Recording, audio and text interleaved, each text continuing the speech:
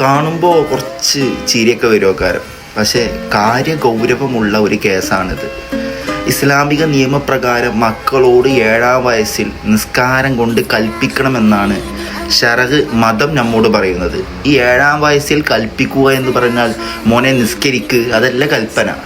നിസ്കാരത്തിൻ്റെ കാര്യഗൗരവം, നിസ്കാരം എന്താണെന്നുള്ളൊരു ബോധം ആ കുട്ടിക്ക് ഉണർത്തിക്കൊടുക്കലാണ് ഈ 7-ാം വയസ്സിലെ കൽപ്പന കൊണ്ട് ഉദ്ദേശിക്കുന്നത്. പ്രശുദ്ധമായ റമദാനിലാണല്ലോ തറാവി നിസ്കാരത്തിന് വേണ്ടിയിട്ടെല്ലാം പിഞ്ചു കുഞ്ഞു കുട്ടികളെല്ലാം പള്ളിയിലേക്ക് വരും. അതൊന്നും മുടക്കരുത് എന്നല്ല പറയുന്നത്.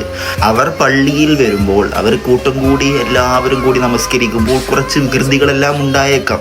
പക്ഷേ അത് ചെയ്യരുത് എന്ന് പറഞ്ഞ് അവർക്കൊരു ഭയമുണ്ടാക്കി കൊടുക്കൽ ആ പള്ളിയിൽ നമസ്കരിക്കാൻ വരുന്ന മറ്റു കാര്യഗൗരവമുള്ള വ്യക്തികളുടെ മേൽ അനിവാര്യമാണ്.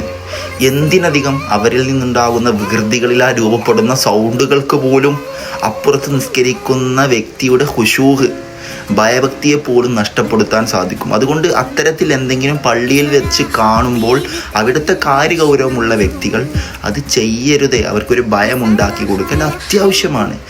മക്കളെ തല്ലുകയോ ഉപദ്രവിക്കുകയോ ചെയ്യണമെന്നല്ല പറയുന്നത്. കാരണം പ്രവാചകൻ സല്ലല്ലാഹു അലൈഹി വസല്ലം തങ്ങൾ നിസ്കരിക്കുമ്പോൾ തങ്ങളെ തോളത്തിൽ ഹസൻ ഹുസൈൻ തങ്ങൾ വന്നിരിക്കുമായിരുന്നു.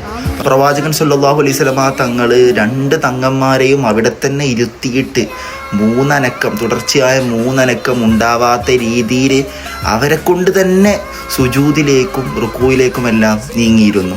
അപ്പോൾ അവരെ ആട്ടി ഓടിച്ച് പാടെ ഉപേക്ഷിക്കരുത് എന്നല്ല പറഞ്ഞത്, മറിച്ച് അവർക്ക് പള്ളി എന്താണ്, നമസ്കാരം എന്താണെന്നുള്ളൊരു കാര്യഗൗരവം പള്ളിയിൽ വരുന്ന മുതിർന്ന വ്യക്തികളുടെ മേൽ അത്യാവശ്യമാണ്. ഇൻഷാ അല്ലാഹ്.